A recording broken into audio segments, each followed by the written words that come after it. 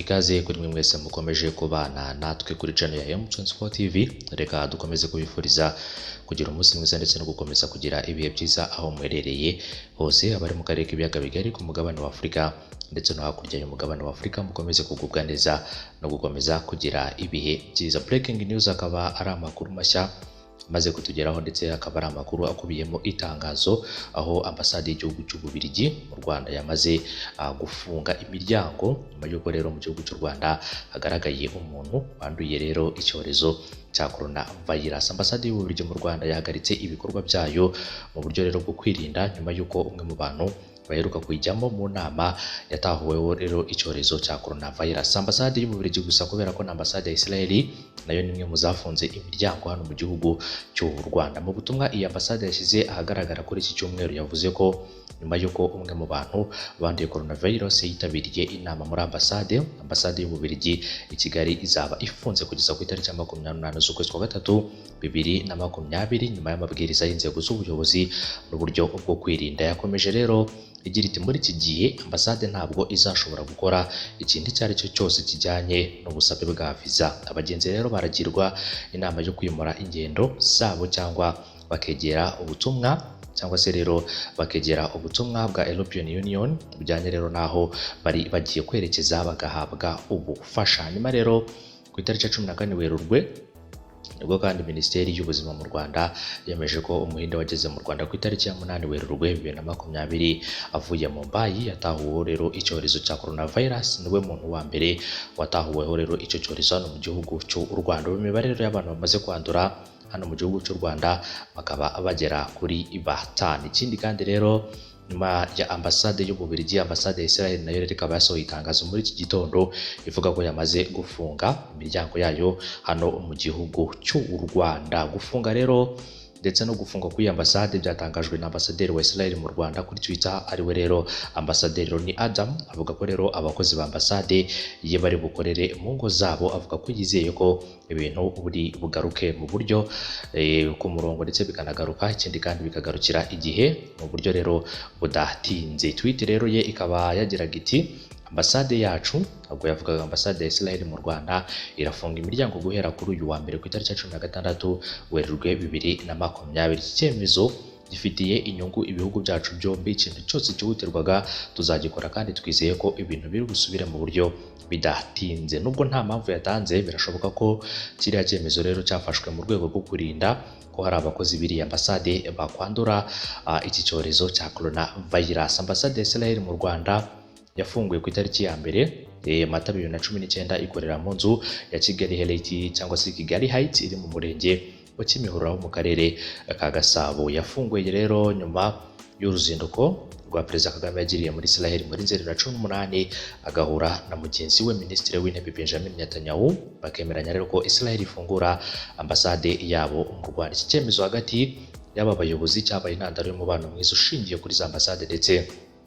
no guhahirana hagati y'ibihugu byombi. Ambassade ya Israel niyo ibaye iya mbere mu gufunga imiryango kuva leta y'u Rwanda yatangaza ko umurwayi wa mbere wa COVID-19 yagaragaye hano mu gihugu cy'u Rwanda. Hanyuma rero kugeza ubu ngubu bakaba bamaze kugaragara abarwayi bagera kuri 5 barimo Abanyarwanda 4 ndetse n'Umuhinde ugera kuri 1. Ku munsi w'ejo nibwo itangazo ryasohotse rivuga ko hari abandi bamaze kwandura, harimo Abanyarwanda bagera rero kuri 4, harimo abavuye mu gihugu cy'Ubwongereza, umusore wavuye mu gihugu cy'Ubwongereza ufite ubwenegihugu bw'igihugu cya Uganda, hakaza ikindi kandi Umunyarwanda utarigeze ukorera ingendo hanze y'igihugu cy'u Rwanda, hakaza n'undi Munyarwanda wavuye mu birwa bya Fiji ariko agaca muri Amerika ndetse no muri akaba rero yaraciye muri Amerika ndetse na Qatar, hakaza n'undi Munyarwanda wari uvuye muri Sudani.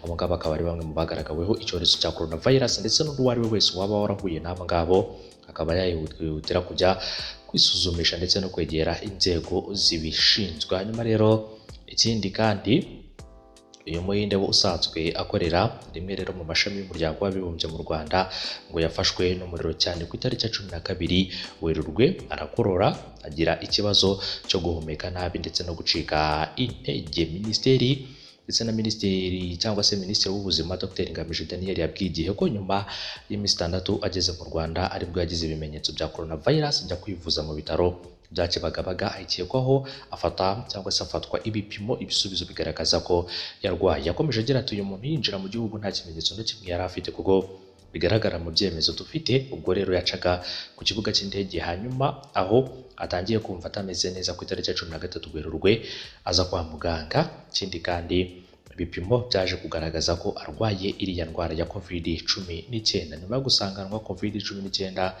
umuryango w'uyu muhinde nabo bakoranaga bashyizwe mu kato kuba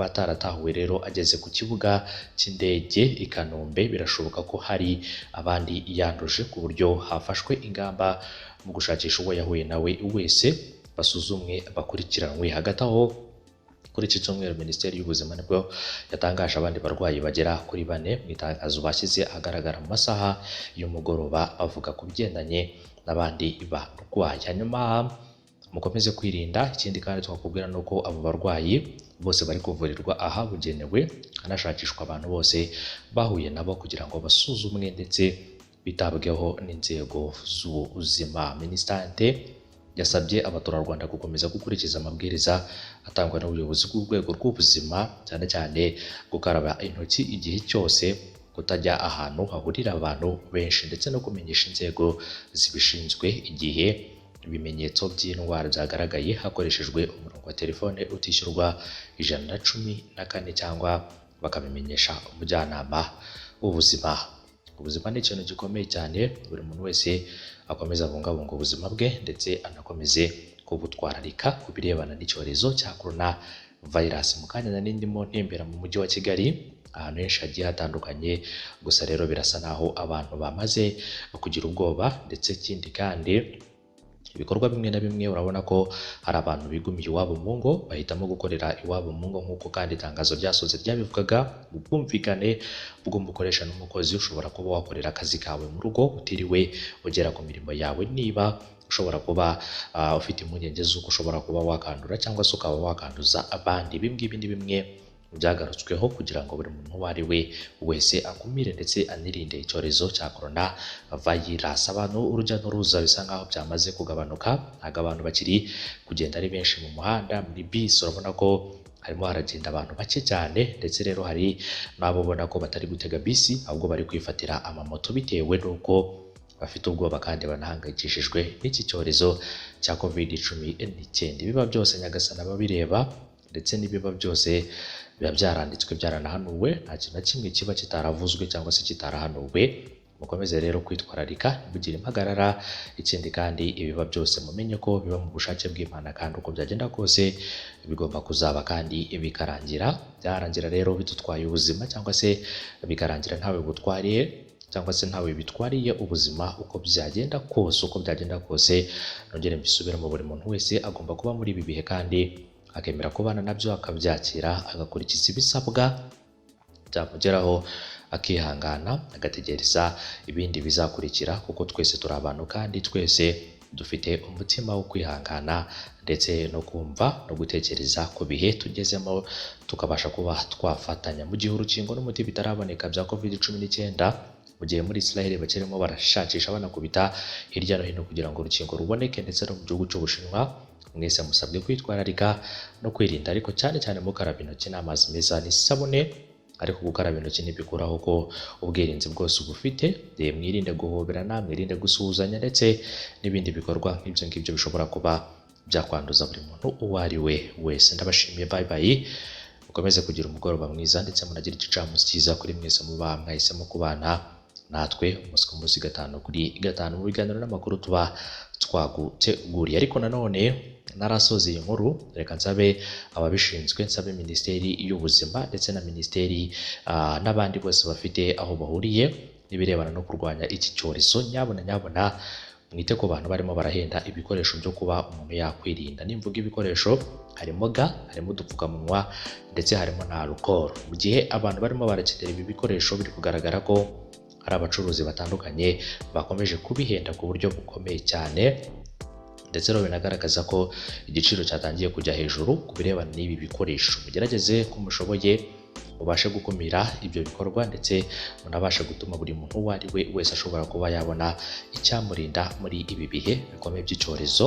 Ariko nyabona ibintu birebana no guhenda udukoresho cyangwa se ibi bikoresho bishobora kuba byafasha umuntu kwikingira, mugerageze mu biganireho n'inzego zibishinzwe, ibi bikoresho bigere kuri buri muntu uwo ari we wese nta kabuza, kandi buri muntu wese abashe kuba yatabara ubuzima bwe mu gihe abona ko bwajya mu kaga adafite ibyo bikoresho. Ndagushimiye, umunsi mwiza, ibihe byiza, ukomeze kunogerwa na gahunda zacu mu rugendo n'amakuru twaguteguriye.